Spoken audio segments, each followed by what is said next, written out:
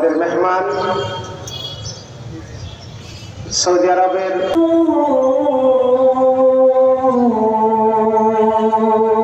আমি এর আগে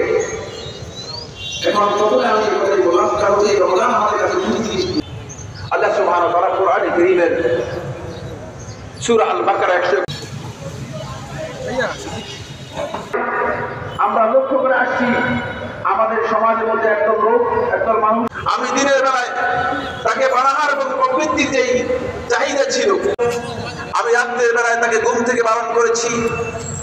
রাত্র জেগে এসে কখন আপনার জন্য সুপারিশ করবে তা নয় বরং আল্লাহ তাআলার কাছে কোরআন বলবে আয় রব হে আমার রব রমাদান মাস الذي انزل فيه القرآن الكريم রমাদান মাসের মর্যাদা অনেক বেশি আমাদের কাছে এসেছে আমরা রমাদান মাস থেকে উপকৃত হতে পেরেছি এই বিষয়ে আমরা লাভ করতে পেরেছি এই জন্য আল্লাহ রাব্বুল আলামিনের হাজার শুকরিয়া আমাদের ইসলামের পাশে থাকবে ما في إيمان ما في إسلام ليس هناك أخوة وليس هناك رابط حتى وإن كان ابني كافر